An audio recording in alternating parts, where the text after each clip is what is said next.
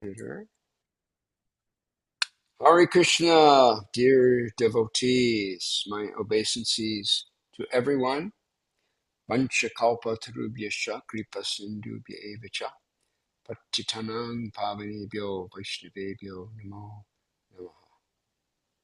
Hare Krishna, in our prayers to Srila Prabhupada, Namo Vishnu Padaya Krishna Pristaya Bhutale, Srimate Bhaktivedanta Swami Nitanamane, Namaste Saraswati Deve Gauravani Picharane Nirvishesha Shunyavadi Paskachadeshe Tarane.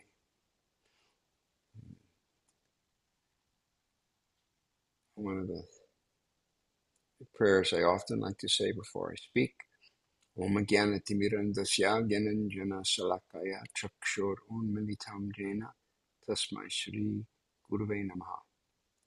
I was born in the darkest ignorance, but by the blessings of my spiritual master, he has opened my eyes with the torch light of knowledge. Therefore I offer my respectful obeisances unto him. And our obeisances to you. Namo Vishnu Padaya Krishna Prasad Islamdasai Bhutale Gudale Srimate Srimati Narahari Das Deity Namini. Namine Namo Vishnu Padaya Krishna Prasad Bhutale Srimate Bhakti Vedanta Swami Namini. Namaste Namaste Saraswati Saraswati Devi Devi Gauravani Gauravadi Pratap Pacharini Nirvishesha Sunne Bhati Pasate Desatarini. Jai Gurudev Hari Bol. Jai Jai. Hare Krishna to all. So, yeah, it's great to be with you. And we have some interesting questions, and I'm hoping that Tirtha Prabhu is going to try to attend today. He's always giving a Bible class at this time, but that it ends about now, so we'll see if he's able to join us. It's interesting that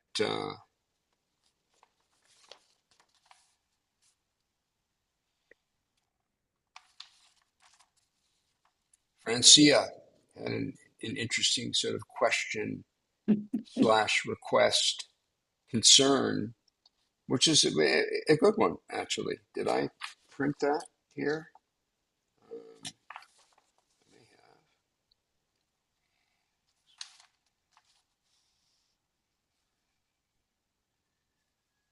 Well, essentially, she was saying that she misses at Unity Church once a week. Tirtha Prabhu and I were giving a Bhagavad Gita class, which was really fun.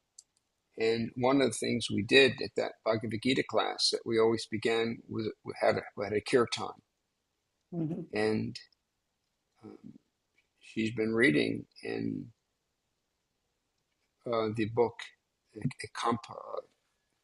compilation of all of the things that Prabhupada has said about japa and kirtan, the value of kirtan, especially the Maha Kirtan we all chant together. And she said she misses that. How can I? She lives alone, and how can I have some kirtan? So, well, one of the things I like to participate in some live kirtan, so I try to once a week go to the temple, and there's some nice kirtan there. But before, there's actually two kirtans at the temple in Honolulu on Sunday. One is kind of a quiet bhajan where devotees are sitting down. It's very, very sweet. Ellie's almost always there, and that's especially sweet.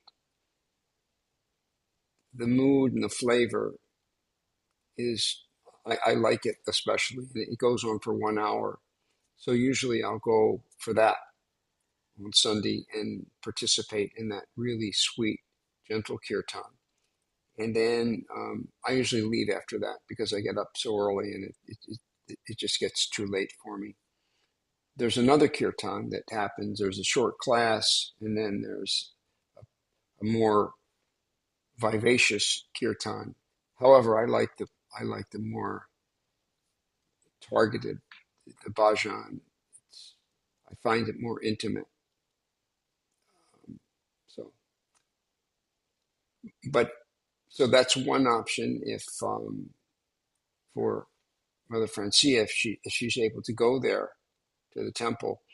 But other ways is to simply just to listen to kirtan, and you can always chant along. And maybe some of you have some better tips than I do in terms of different sites where you can hear kirtan and sing along with the kirtan. And there's one kirtaniya that I like listening to. I don't remember her name. Achyuta Gopi. Yeah, Achyuta Gopi. The problem with her kirtans, which I really like, and I really like her, apparently, I think it was Pabalochan pointed out to me that her son plays the mridanga. And boy, he's just a great mridanga player. And I like listening. The issue with that, with her kirtans, which could be an issue for Mother Francie, is a lot. It's not always. It's mostly the Maha Mantra, but they do go into some other things like Radhe Radhe Govinda Govinda Radhe Radhe Radhe Govinda Govinda Radhe, or so different things that will come in that's not just the Maha Mantra. So anyway, we'll come back to this at the end if we can, and see if anybody has any suggestions of some of the more simple kirtans that she could listen to. But one thing I thought we could try, just for the heck of it, to see how this works, and that is we could have a little mini kirtan now for just a few minutes, but the only way it's going to work is if everybody mutes themselves. And what I'll do is I'll sing the Maha Mantra, and then I'll say, okay, everybody else, I don't know how I'll do it, but I'll just remind her, okay, now it's your turn. We'll be all singing together, and then I'll sing and we'll all sing together, and I'll sing and we'll all sing together. The issue is if you have your volume, if you have your sound turned on, it's kind of a cacophony. Is that the word? Cacophony. It doesn't blend well because they all come in at different times.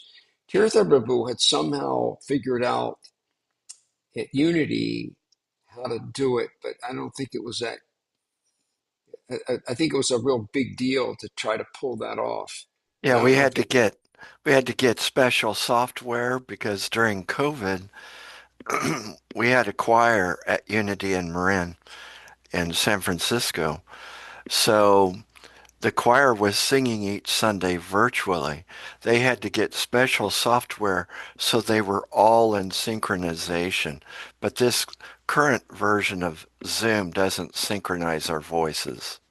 Okay, so the bottom line is we can make it work, and we'll do a short one, and we'll see how it comes out.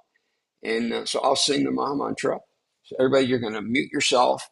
I'll sing the Maha Mantra, and then we'll all sing together, though we won't be hearing you. And I'll sing, and we'll just do it. Just run through a few times and see how it goes.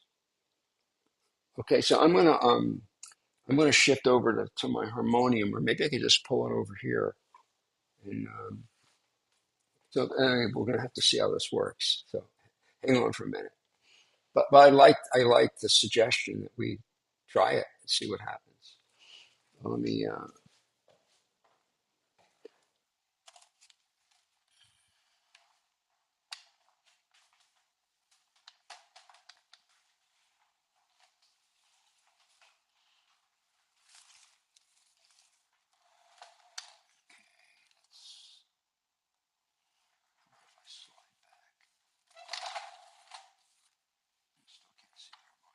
Anyway, that's all right.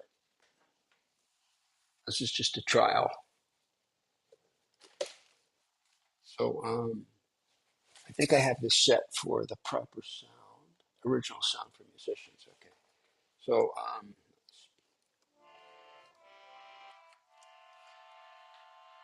can you hear the harmonium? Okay. You know, is my sound balanced with the harmonium? Hare Krishna, Hare Krishna, Krishna Krishna, Hare Hare. Is that balancing?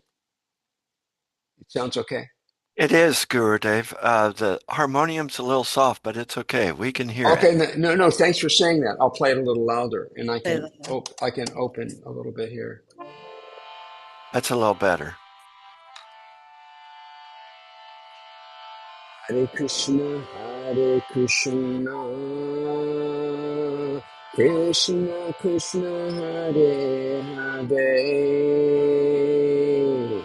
Hare Rama, Hare Rama, Rama Rama, Hare Hare.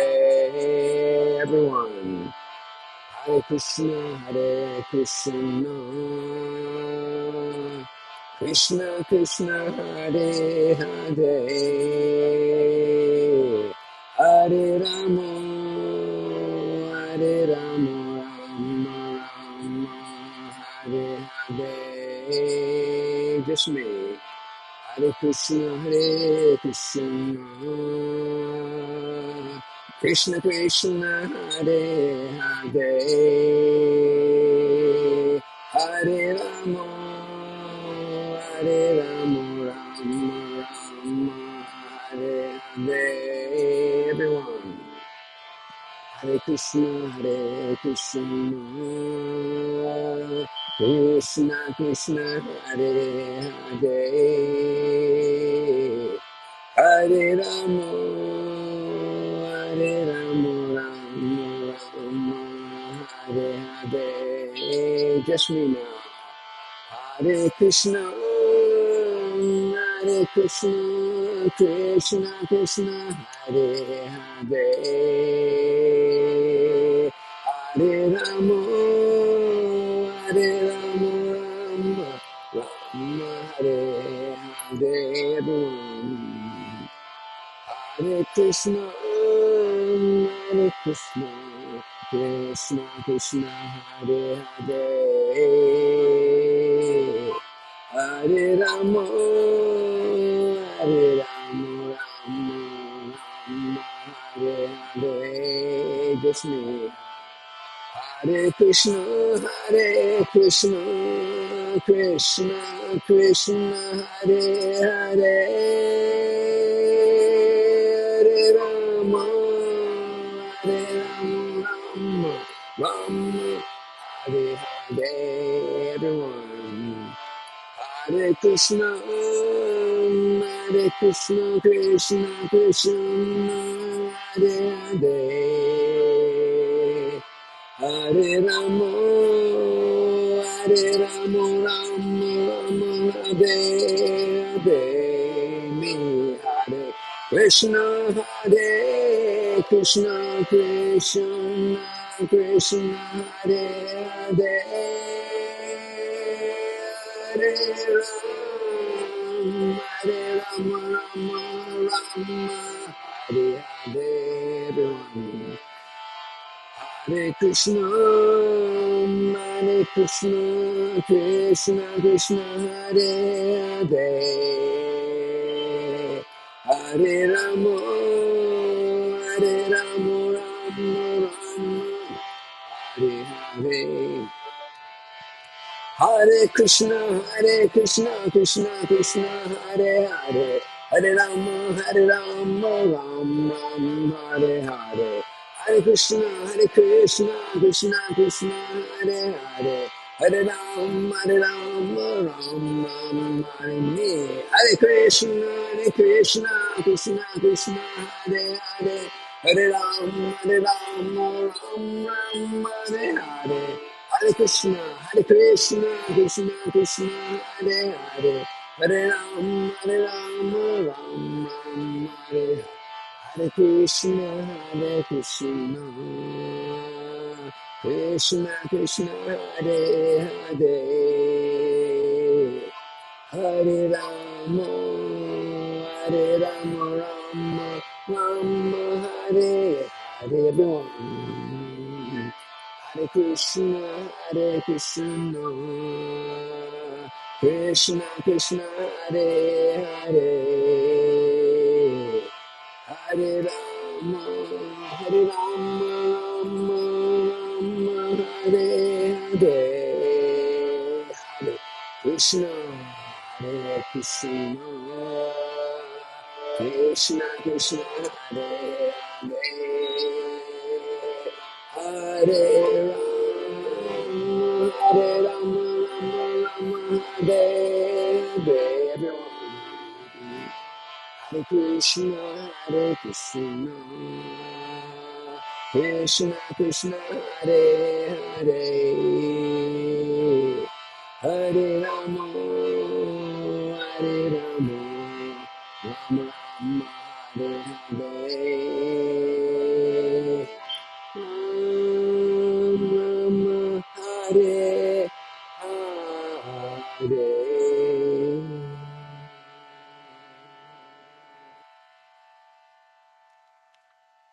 Okay, unmute yourselves. Yeah.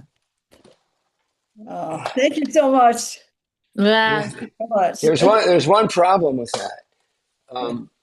I didn't want to stop, and I'm thinking we got questions, we got stuff to talk You about, don't but want to stop it.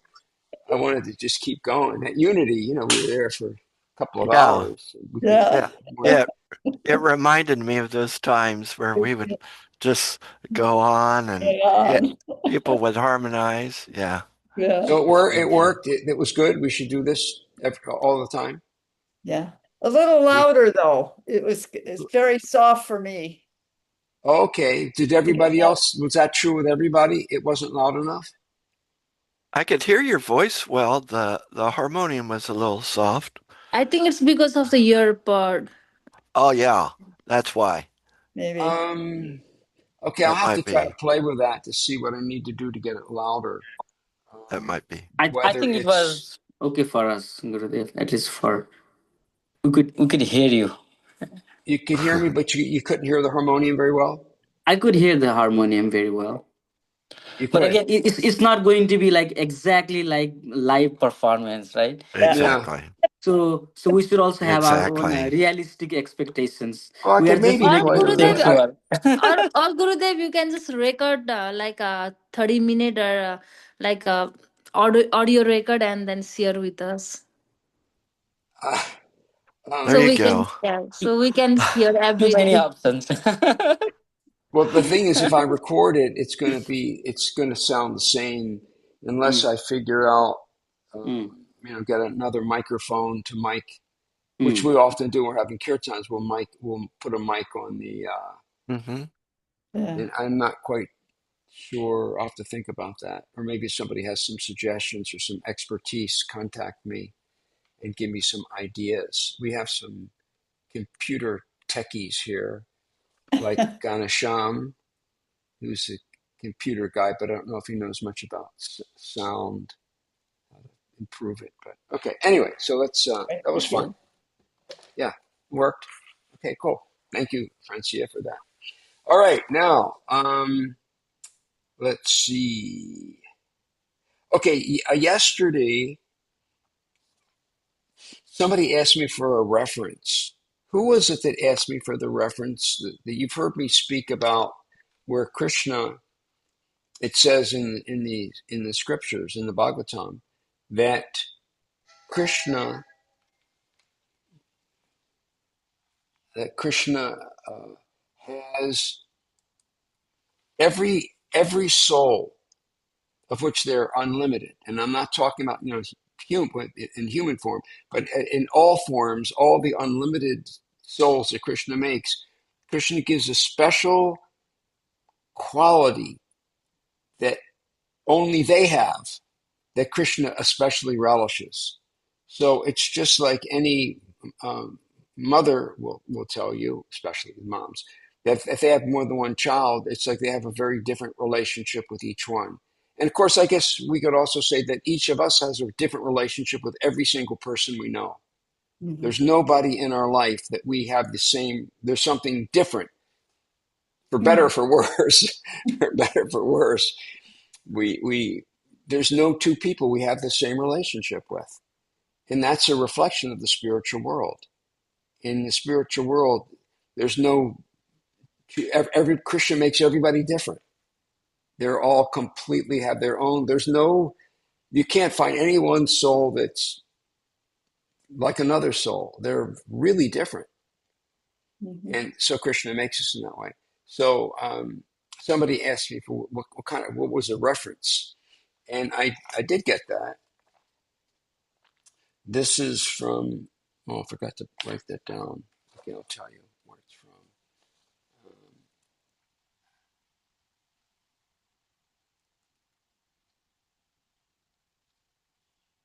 Maybe I have to tell you next time.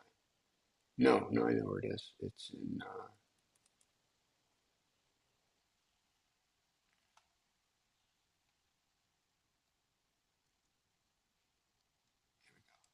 okay, if you want to write this down, this is from the Srimad Bhagavatam, Canto 10, Chapter 14, text number 7.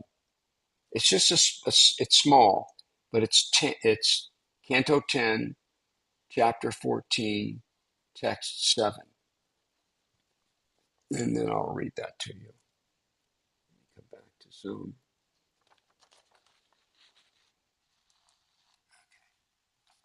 Srila Sanatana Goswami, so he is one of the associates of Lord Chaitanya. He's one of the, way up there in our Gaudiya line. He's one of the main acharyas. Sanatana Goswami further explains that the Lord manifests a specific spiritual quality for the benefit of each living entity. Since there are innumerable living entities within the confines of the material creation, the Lord manifests infinite qualities. Thus, every conditioned soul can appreciate the Supreme Lord in a particular way. So basically, so just as I was saying earlier, that we have a different relationship with everyone we know, for better, for worse. I mean, some of them we just can't wait to be with a person. The other one we can't. We're in a hurry to get away from them. We don't want to see them. We don't have anything to do with them. But they're definitely unique, and they're like Trump. You're not going to find anybody like Donald Trump. I mean, he's right, for better, for worse. He's who he is, at least in this lifetime. That's not really eternally who he is at all. But in the same way, in the spiritual world, though they're unlimited, everyone's completely unique. Mhm. And Krishna relishes the uniqueness of that individual. And they're irreplaceable. I mean, I guess, of course, Krishna could do anything, but the reality is that Krishna wants that individual, and that's why he comes with us, and he's doing anything he can. He's right in our heart, no matter where we went, and he's there wanting to get us back as quickly as possible to the spiritual world. Do you hear that, Prabhu? So you're saying each person has a unique, I don't know if it's attribute or quality of Krishna that helps us to relate to Krishna in a No, specific, am I hearing it wrong? well, no, you maybe didn't hear it wrong. Let me read it exactly what it said. Um, but sometimes what goes in the writing is, when it's translated, this, that, and the other, it's not exactly what it seems to be saying. Let's read it again because it's only a sentence or two. Sanatana Goswami further explains that the Lord manifests a specific spiritual quality for the benefit of each living entity.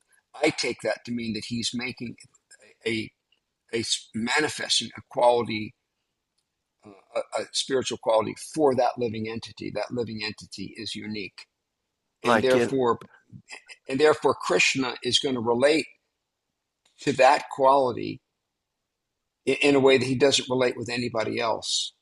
Okay. Could you give an example of what you mean by a spiritual quality? Because I may be interpreting it differently. Uniqueness, just the uniqueness.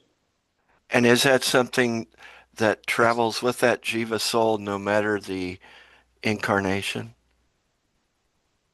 The incarnation. Regardless of how many times they're reincarnated, does that spiritual quality No, stay with them?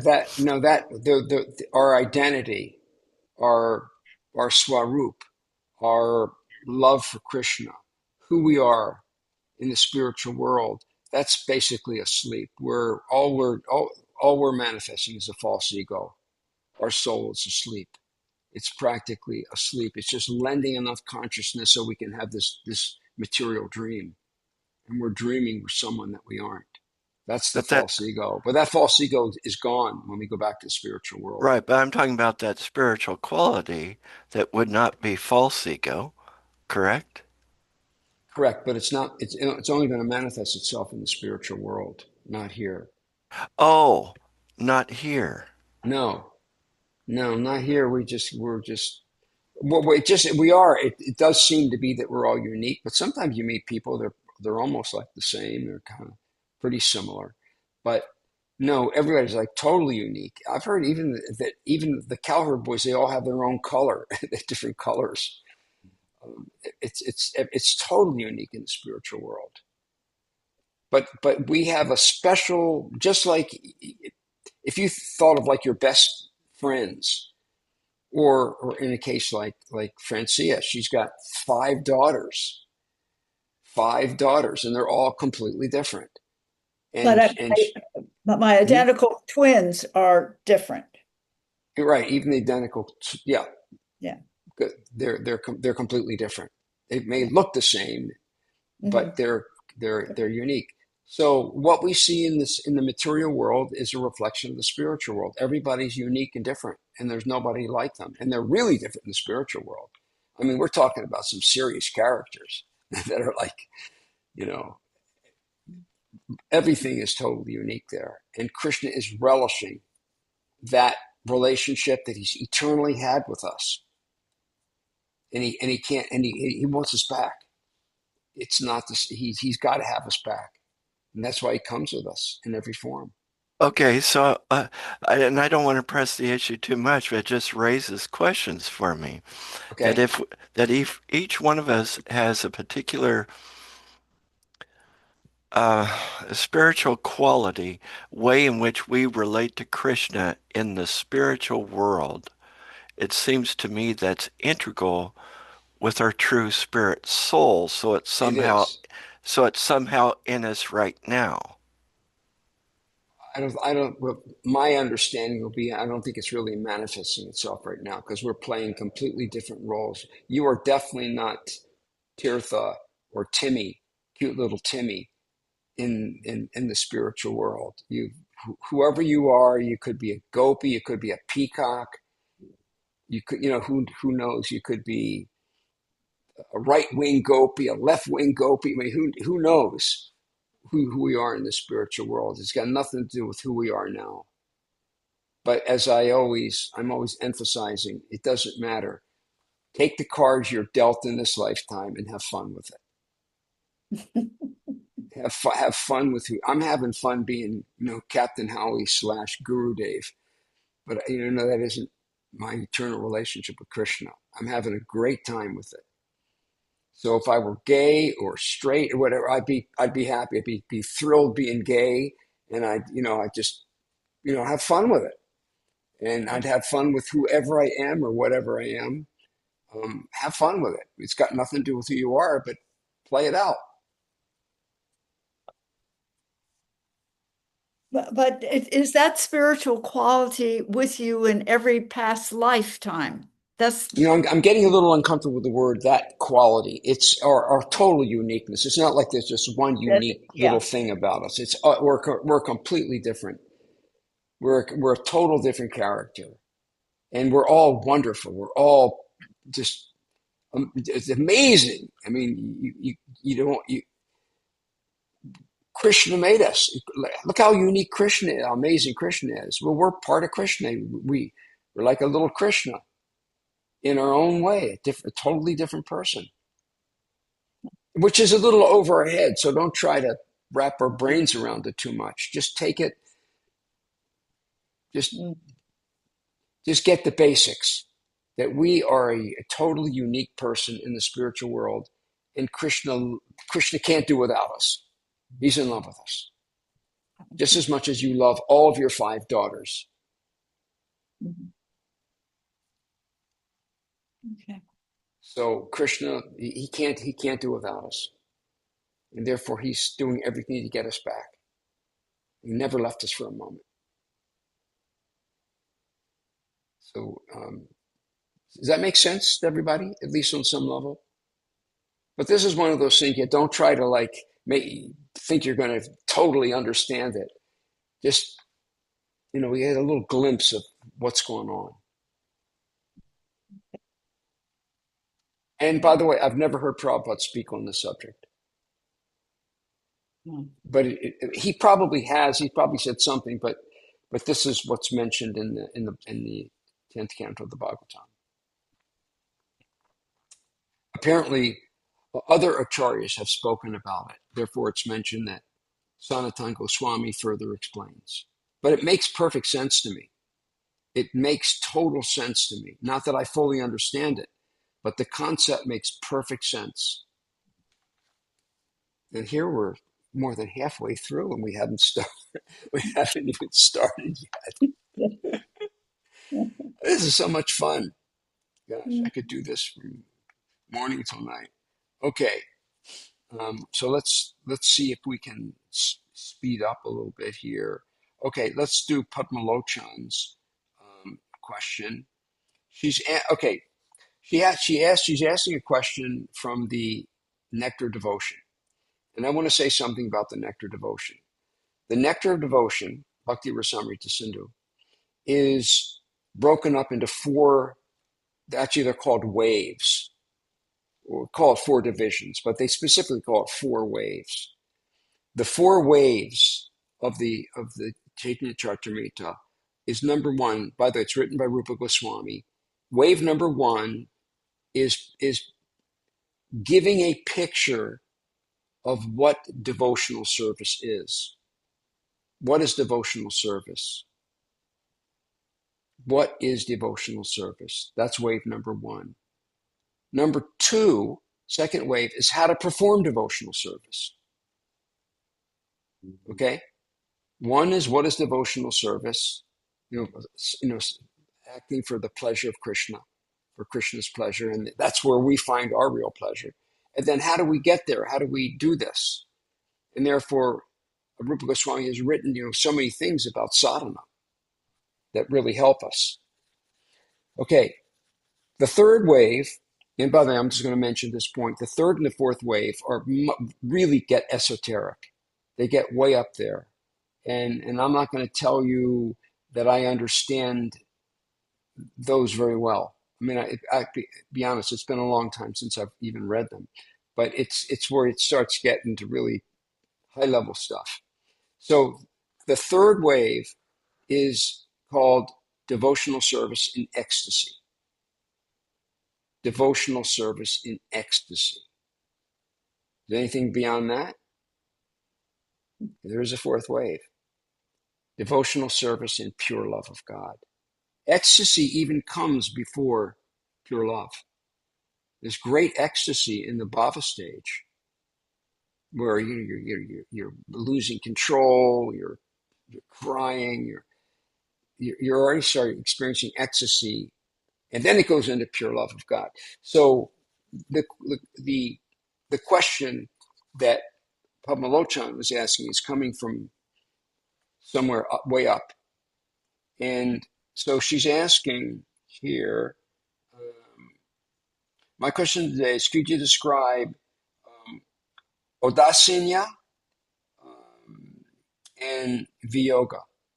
So what are these two? Explain the difference between these two terms.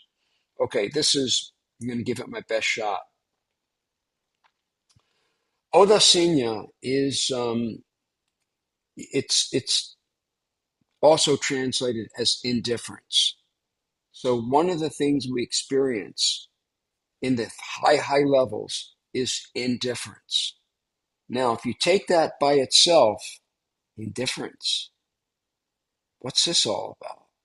Indifference, what's that have to do with? I thought in the spiritual world it's the opposite. But what it's talking about, indifference, it's talking about indifference to anything material. Like what's going on in politics, what's happening to the world, what's happening to democracy. You're like indifferent.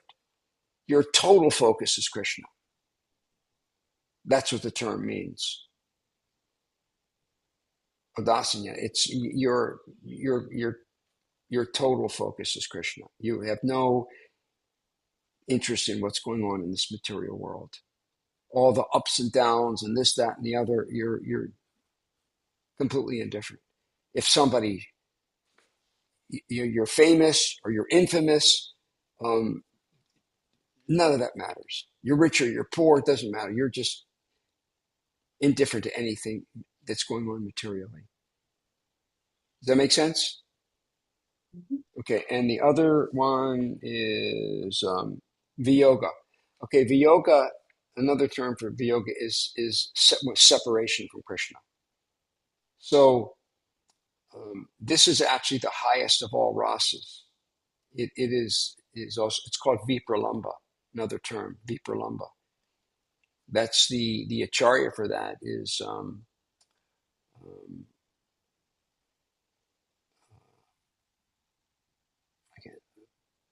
Gurkishore Das Babaji. He's completely absorbed in this rasa of separation from Krishna.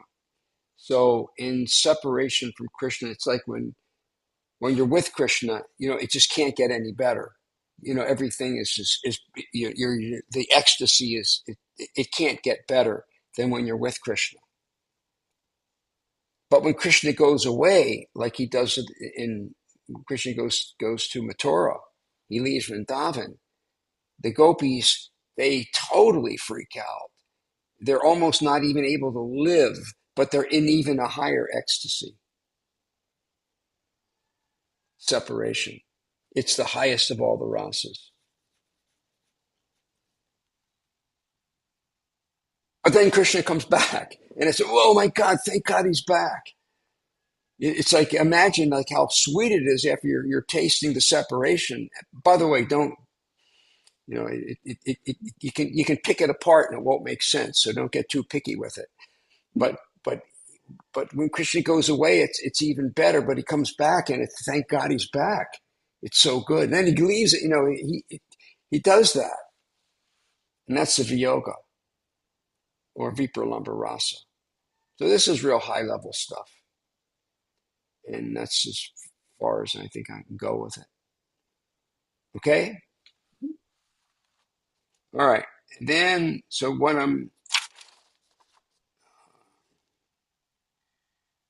okay. I now want to go to, and we'll see how far we get past this, but I wanted to entertain Kalki's Prabhu's question. And thankfully, Tirtha Prabhu is here today to help me out. So let me read this, and I'm going to make a few comments, and I'm just going to turn it over to Tirtha Prabhu. Okay. This is Kalki's this is a very important subject matter. So again, I'm glad Tirtha's here to help. All right. Kalki, Hare Krishna Gurudev, Hare Krishna devotees, humble obeisances, all glory to Srila Prabhupada. Okay. I've been reflecting on truth. We live in a time that truth in general has become very muddy, unclear, and sometimes disrespected. I feel this has affected some spiritual seekers. If all religions point towards truth, why do they often conflict? I recently had a discussion with a Christian friend. He and his wife are very dedicated to their practice, and their son of 7 years old attends a Christian private school. He shared that even within their Christian community, there are many sects that differ in their philosophies and teachings. Question: if all religions point toward truth, why do they often conflict? Your humble servant, Kalki Das. Okay, I'm just going to say a few things and then turn it over to Tirtha Prabhu. In the Bhagavad Gita, Krishna says, Yanti deva vrta devan pitran yanti pitra vrta bhutani yanti bhutecha yanti mad ajanopimam. That Krishna is saying that basically not all religions lead to the same place. Yanti deva vrta devan. That means that those who worship the demigods, yanti deva vrta, you go, devan, you can go be with the demigods. So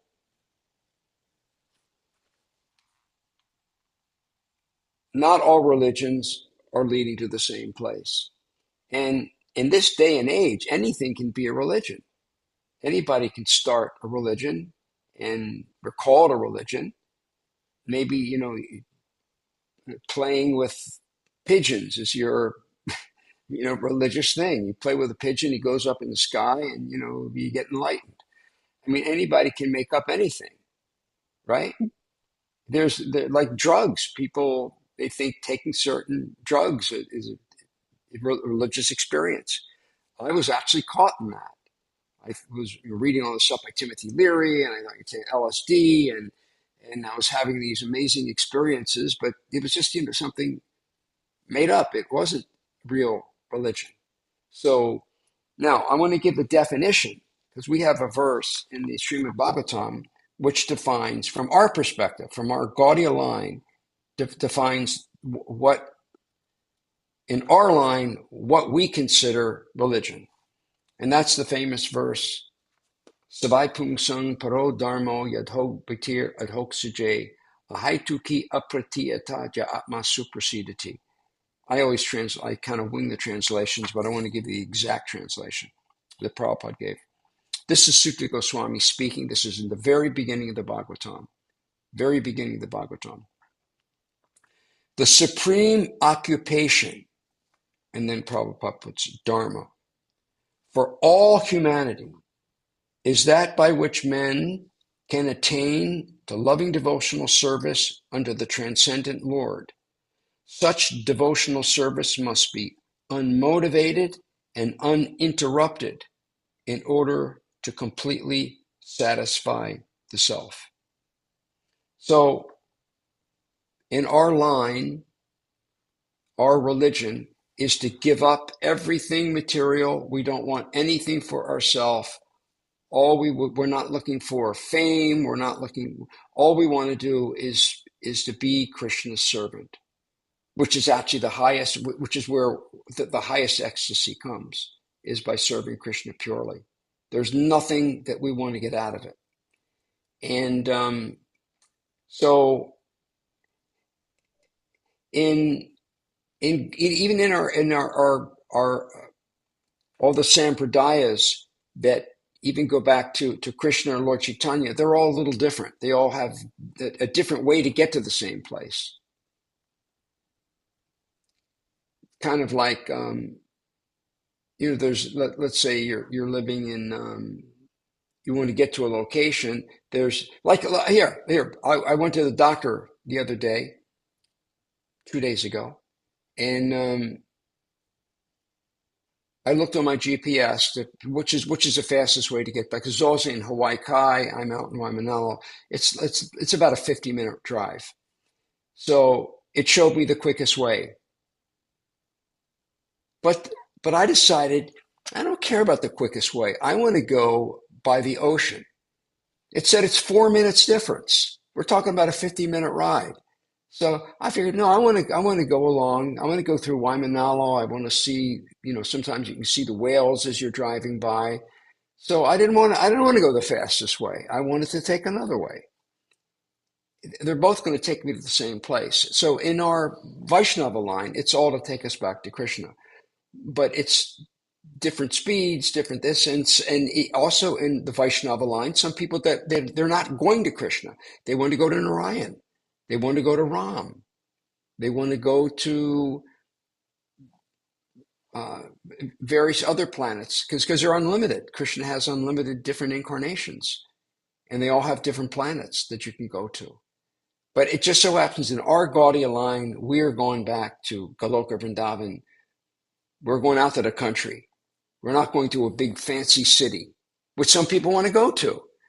They want to live in a fancy, beautiful city and worship God in all in reverence. They want to worship God. We're going to go to a place where we don't even know He's God. So that's our particular line. But at this point, I really want to turn it over to Tirtha Prabhu because I think he's got a lot more to say in this regard. Tirtha Prabhu, we'd love to hear from you. Thank you, Gurudev, and thank you, Kalki Prabhuji, for the question. It's been an intriguing question to think about. And in my Bible study, I'm engaged in constant Bible study. A couple of weeks ago, I was studying a passage where Jesus has been arrested and he's brought to the governor, to Pilate. And for a long time, Jesus is not even responding to the questions. He's not even trying to defend himself. He's not even trying to get out of it. And, Pilate says, "Why don't you answer? Don't you know I have the power to kill you or to set you free?" And Jesus said, "You would have no power if it wasn't given to you by my Father in heaven." So, I mean, Jesus was kind of indifferent, if you will, to the whole thing. And at some point, Jesus brings up truth. And Pilate says, "Truth? What is truth?" Because Pilate, like the Romans and the Greeks, they would study what is truth and they would debate about it and they would discuss it. And, very prominent at that time in Roman philosophy, what really is truth? How can we know truth? And so when you talked about truth in our time being muddy and murky, like a person will present a set of facts and someone completely discounts that set of facts and they have what they consider a whole other set of facts that you can't find evidence for, but so it all gets muddy and murky. And that's kind of how I see Pilate, and that's how I see most of our society. That's how I see most of the world trying to grasp truth. What is it? So in Christianity, there are many different groups, many different sects, many different, and I heard this, for example, in the Catholic Church. Well, that's why we have a pope, because we have someone who can tell us if we're getting off the beam. We have someone who can keep us, if you will, on the straight and narrow. And as I thought about that comment, I thought about Christians who really adhere to the Word of God and really study it. And Jesus had a guru system set up. Jesus had a close group of disciples, then he had a larger group of disciples. He trained them and commissioned them to go out and speak, to speak in his name, to speak his words. And so it was a guru system. And I think about in our branch of Vaishnavism where Srila Prabhupada is the authority. And so we turn to his interpretation, we turn to his translation, and then we have our own guru. And I notice as I study Bhagavad Gita or Srimad Bhagavatam, the importance that is placed on getting a spiritual master, a guru, a spiritual teacher. When I found my guru, it was a huge relief. There were some people who questioned me, why would you go to a guru? You can know truth without a guru. And how you know you have the right guru? Why don't you just wait? Why don't you just put it off? And what I stated was, you don't understand. I need someone because I am hearing so many different contrary suggestions and interpretations. I could get lost in this. And I know my tendency, I could just give up. I need someone in the flesh who can help guide me, who can help be with me, and help me to know. To me, it's a huge relief. Now, these are devotees, some of them. They would just stare at me like they didn't get it. And I thought, why wouldn't you get that? How big of a relief it is for me to have guidance and clarity. So when I think about these different Christian groups or Vaishnava groups, there's different Vaishnavas who don't agree on everything, on the number of rounds you chant, or on the way you the chants that you sing, or they have different ways.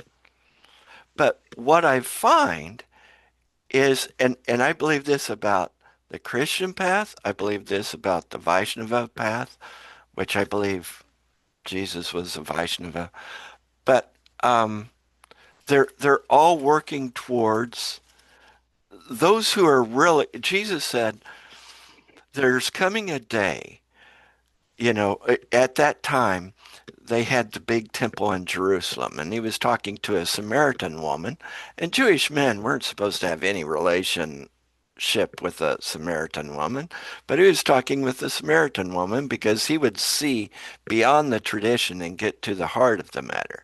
And he said to this Samaritan woman, there's coming a day when we won't worship in Jerusalem, or all of us will worship in spirit and in truth. And she was trying to grasp that. I think, and I'm sorry, I want to try to summarize this, but I journal, I read scripture, and in my most recent journaling, I was writing this from Mark chapter 12. Someone asked Jesus, what's the most important commandment? What's the greatest commandment? Love thy neighbor as thyself. That's part of it, yeah. He first starts with what's called the Shema. I don't know if you remember the Shema, Gurudev, from I do. I Judaism. can't. Yeah, yeah. Yeah. Shema I can't. Yisrael. Yeah. Shema I can't say it. Yisrael. Shema Yisrael Adonai Eloheinu Adonai Echad. Yeah, which is, and the Lord our God, the Lord is one. Or the Lord our God, the Lord is unity. Or the Lord our God, the Lord is completion. There's different ways that can be translated. But it then goes on to say, and you shall love the Lord your God with all your heart, with all your soul, with all your mind, and with all your strength. That's the one I meant to say. That's the one I meant to Yeah. say. That's it. Yeah. Yeah. This is the first commandment. Do you notice that? That it's about pure love. Pure love. That's the Yes. goal of all the prophets, of all the law, of all of our practice. Jesus said everything is to lead to love of God. And I would say that if there's something that distracts us from pure love of God, we need to get rid of it. We need to Nice. shift it. It's Sweet. all about developing pure love of God. And he goes on, and the second like it is this, you shall love your neighbor as yourself. There is no commandment greater than these. And then I was looking at a couple of things like the 10 offenses to the holy name, and at the end, every devotee must carefully guard against these 10 offenses in order to quickly achieve the desired success. And what is that? Krishna Prema. Right. We're here to develop pure love for Krishna. That's our highest aim. You know, when I brought that up in a class at the temple in Honolulu, I asked people, what is our greatest aim?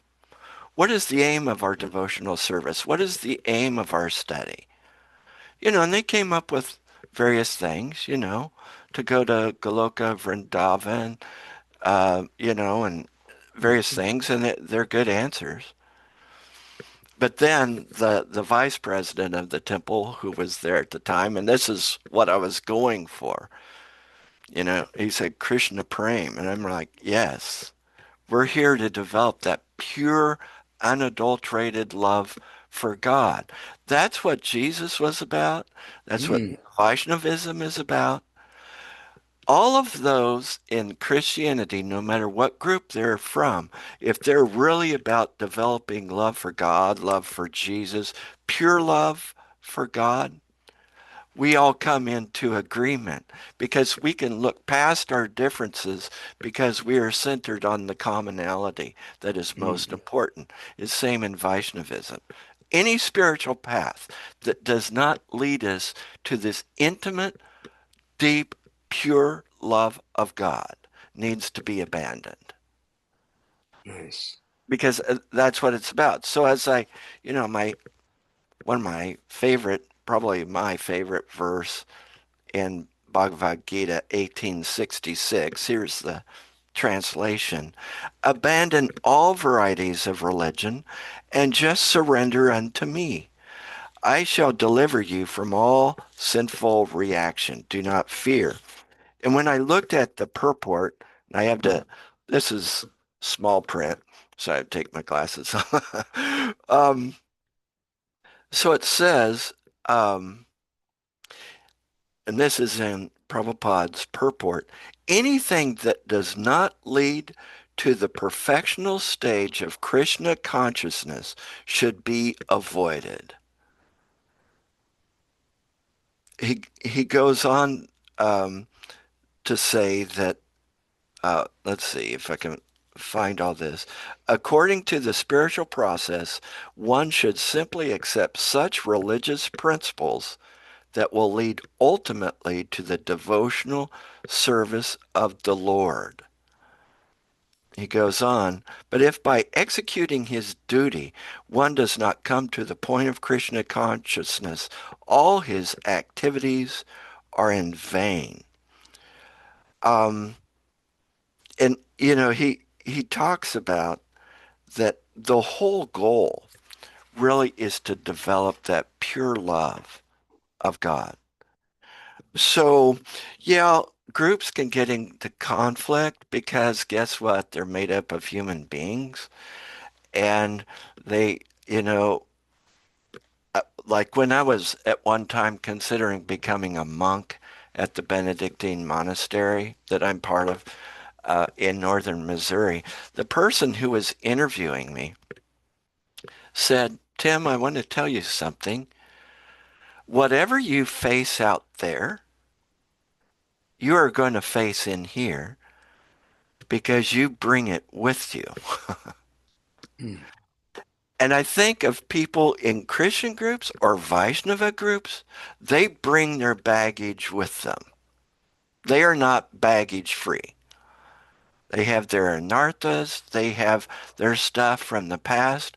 Sometimes they try to dress it up in a real religious costume and become very fanatical about it and try to make sure everyone believes that, even though it's not one of the things that Prabhupada stressed, even though it's not one of the things Scripture stresses. And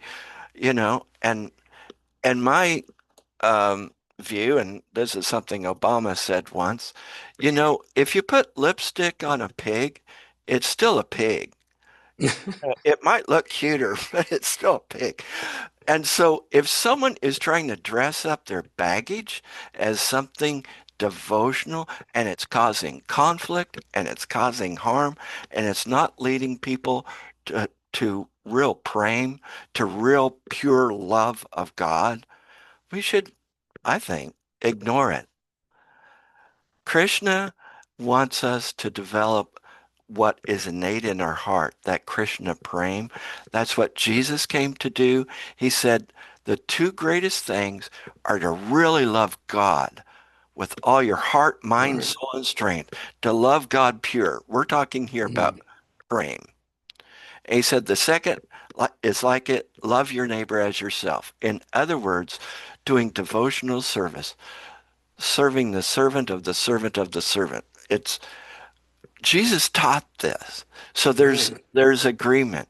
So I believe that those who are following the path of really developing pure love of God are going to the same place. Now it might be some different teachings, different eddies, but we all come together if we're all agreed on really developing that pure love for God.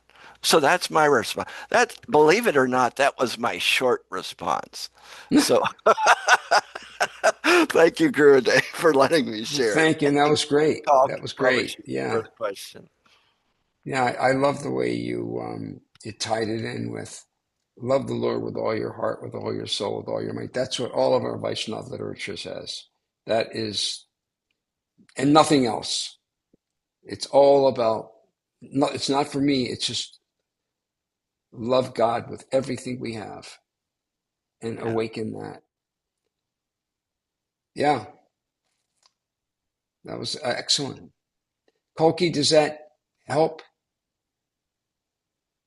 Yes, Gurudev, and thank you to the Prabhu. That both of you had wonderful information to share, and I'm appreciative. Thank you. Yeah, that was fun. That was a fun one. Yeah. So then, just not to complicate this, I should probably shut up right now, not say anything. But so then, let's say like Buddhism, for example. Uh-huh. Is there truth? Do we don't? This is an incarnation of Krishna, Buddha. Mm-hmm. But how do we deal with that? We call them truths. There are some truths where we agree and some where we don't agree. Like one truth, for example, is that we're not the body, we're a soul. Mm-hmm. And actually, we have some differences even about the soul. We agree that the material world's a miserable place. You're never going to become happy here. And that they agree that we're caught in this cycle. There's a repetition of birth and death, birth and death, birth and death, birth and death. It's got to stop. We all agree on that. But then it goes off different. So, do we call it a truth? It's a different truth. I would say there's definitely truths in Buddhism that have certainly been instructive to me, but they never led me to deep, pure love of God. No, And it's so not there. It isn't there. So it's now the person who cuts my hair is Buddhist, but she talks about God. She talks about God all the time. So she's not the typical Buddhist, I don't think. But again, for me, if it doesn't lead me to God, if it doesn't lead to love of God, then yeah, it falls short. Parampara has his hand up. Yeah, Prabhuji, Was there I have a question, Gurudev. Okay, go ahead. So, You can Gurudev, direct even that when to me or Tirtha. Go ahead. directed to you, Gurudev, and how you want to proceed with it. So when we say love for Godhead, that's the ultimate goal. But again, what does love for Godhead mean? That also is defined at different level. Brahmeti, Paramatmeti, Bhagwan iti sabdate. So Even Paramatma, when we see that the same force is everywhere, as yogis meditate, they are well behaved to each other, see that God or the consciousness is flowing through all the form of life, that existence is there, and that may also be considered devotion. But that structure, that form, that one form, that Lord has a form, and that form is interacting, he is interacting in a personal basis, that is missing in most of the religion, is my understanding. That explanation is not there. Bhagavad Gita knowledge is there, that Krishna, the God, is one. That is okay. Every religion say God is one.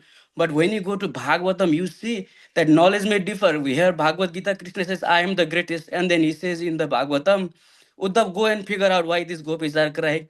They are the greatest. So that is the Rasik side of the how Lord expresses his emotions, how it's not about just the God bringing the devotion or that love to the higher aspects. So that is missing, or that we have not seen. At least maybe the acharyas in different tradition has the desire to give that, but at the time circumstance place did not allow for it.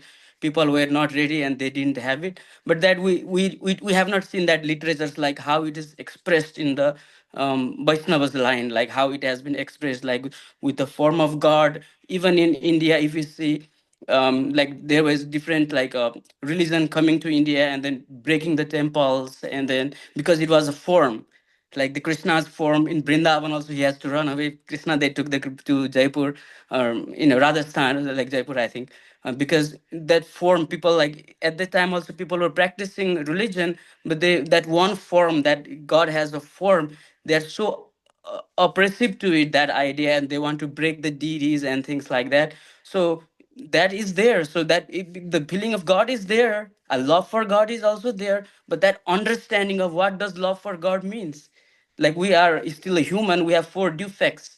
So somebody has to guide us what love for God is also, and that comes through scriptures, and scriptures and acharyas take us there. So a person may be emotional and may think that this is love for God, but then they also have to be guided in the proper parampara, disciplinic check that has been authorized by the Lord. That is my understanding. And I think, like when I talk with other devotees from other religion, sometimes I don't feel that, like because they don't express that in terms of what is revealed in their scriptures, at least. Like because we talk with the Mormon Christians and we had some agreements, but those are the things that they are not willing to accept, and then I will not be even willing to put that, like God has a form, he has a body, and he interacts. Maybe like again, like how Tirtha Prabhu explains, because he has a depth of realization and he has been touched with the Vaishnava tradition, and he feels that maybe. But generally, how normal people practice, they still think that that is oppressive. Even in Nepal, like the tradition is like as a Christian, that is, you don't like, if you are following, like if you are going to a temple and offering obeisances to the deities, that is like sin. That is, at least that's how it is practiced in Nepal, like from Christian perspective. And that's something I explained to Ghanshyam Prabhu also, in that is their misunderstanding. So that is their misunderstanding. And at the same time also, there is like that you have to, there is a demand that you have to be able to eat cow's meat, that has grown in Nepal nowadays, that we have to eat cow's meat. And they are bringing these demands, like, because I'm Christian, why I can't eat a cow meat? So that demand is going on. So that is misunderstanding again, that so that knowledge, that acharyas, that line, that guidance, that proper tradition, somewhere is disconnect, like Krishna says, that's disconnect. So that's how I say, Gurudev, like even if we want to develop love, but what that love means, it's always coming down, and you should always be accepting. And again, Krishna is guiding us, but not necessarily all path has that same standard, or is going with the same force, or with the same dharmic principles, like how it's been established. Yeah. So remember when before Lord Chaitanya came, there was lots of religion, but it had it all wrong. And that's when Advaita Acharya, he was so disturbed. There were people even following the Vedas, but they didn't understand the ultimate goal. Like there's a verse in you had mentioned Brahman realization, which is a level of God realization, Brahman, Paramatma, and then Bhagavan. In other ages, people could follow that and they could gradually reach perfection. But if you don't go beyond Brahman and Paramatma, you fall back down again to the material plane. There's a verse in the Bhagavatam, Yenye Vrindaksha Vimuktimaninas Tvasya Bhavad Avashuddha Buddhaya Aurori Krichchena Parampadam Patante To Nadita Jushmar Angraha. So this is I believe it's Lord Brahma speaking. Yeah, he's saying that Yenye Vrindaksha Vimuktimanina. So he's addressing Krishna. Vrindaksha, my dear Lord with beautiful lotus eyes. Vimukti maninas. There are those who vimukta, manina. Vimukti means liberation, and mani in the mind. In the mind they're thinking they're liberated, but they really aren't. Vimukti maninas tavasya avashuddha buddhya. That means either because of a poor fund of knowledge of ashuddha and buddhya, they're a poor fund of knowledge, or they just can't understand. They just have it all wrong in their mind.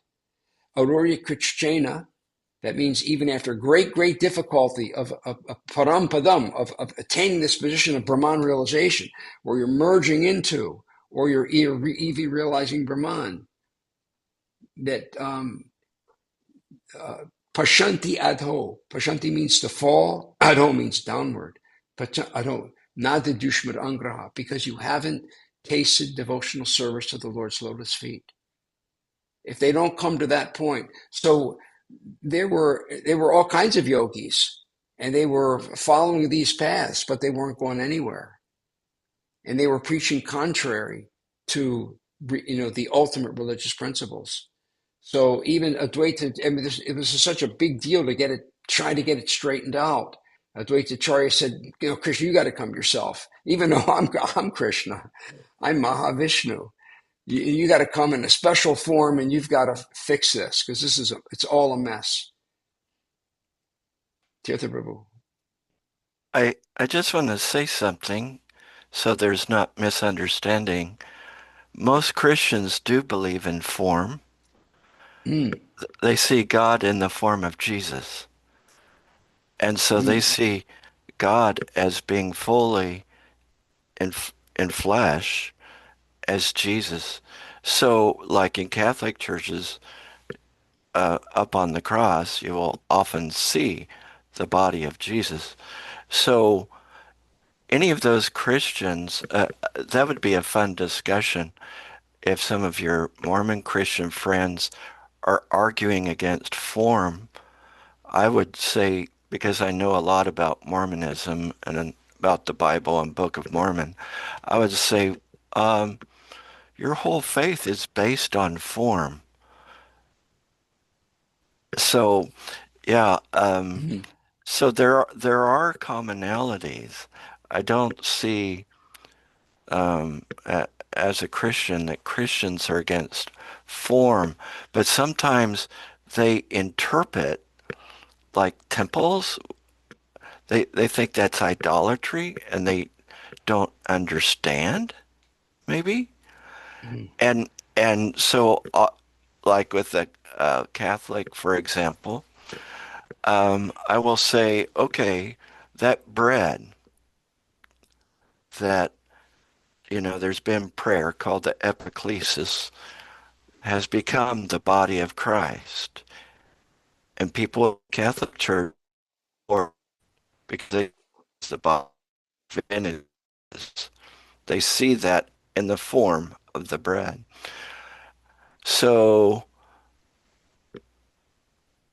is that idolatry?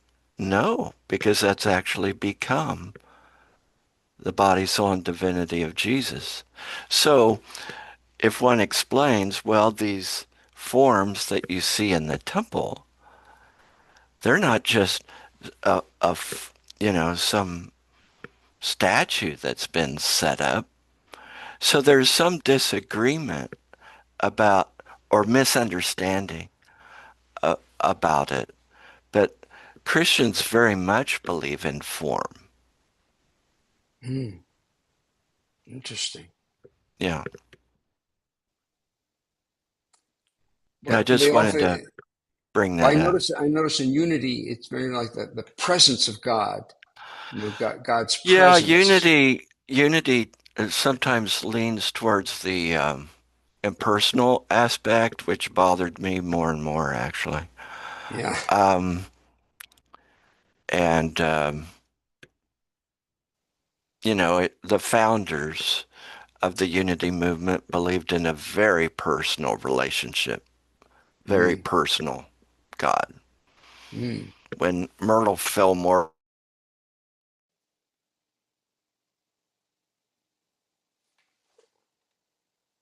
Oh, am I having? He's back. Guru is back. Oh, okay, I guess I lost everything. we It's lost your form. You were yeah. still with us in spirit, but we lost your form. My internet, because of the storm here in Hawaii, my internet Yes. went down, and Yes. so I went back on. Somehow I don't know, somehow disconnected from my. Yeah. So Anyway, anyway, thankfully, yeah. In the age of Kali, it says it's the age of irreligion, and I've heard Prabhupada say, people in the age of Kali will accept religion as irreligion and irreligion as religion. So it's kind of a mess. Therefore, Lord Chaitanya came to make it real simple, real easy. Real simple, real easy. And Rupa Goswami refined all the Shastric teachings and made it perfect for us, which is why we're often called Rupanugas. But I like to think of us as Prabhupada-nugas, because Prabhupada really adjusted everything perfectly for us. And um, Prabhupada will be the Acharya for the next 10,000 years. So we're fortunate we've got it right. Gurudev, can I ask one last question? Sure. Gurudev, so that's more like regarding so Tisa Prabhu. So why does Christianity and also Islam like the Abrahamic tradition has the same connection? They don't have like deity service, like deity worship. If it's so personal, why is deity worship not practiced in Christianity? Or maybe I didn't see it. Or can you explain in that regard? well, I could speak to that. For example, in the Catholic Church, I mean, everyone, the host, the bread that is seen as being the body, soul, and divinity of Jesus, everyone kneels down before it. People offer themselves before it. Now they don't like bring food typically and put on the altar or things like that. But there is a definite view of serving the Lord and doing service for Jesus in what they're doing in the church or doing in the community. They don't have the same kind of thing as like in the Krishna temples where with the arti and so forth. But I see a lot of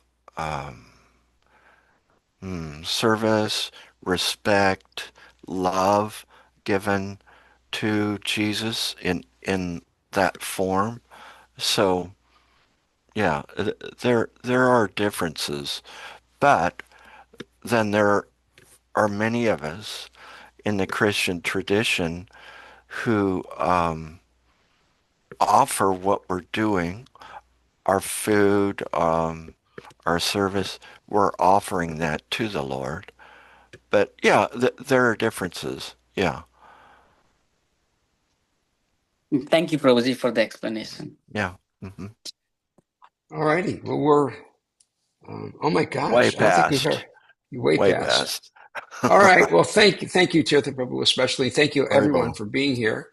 And well, yeah, I got a lot out of this, and yeah, it's just so purifying to be with everyone and just talking about Krishna, vibrating spiritual sound.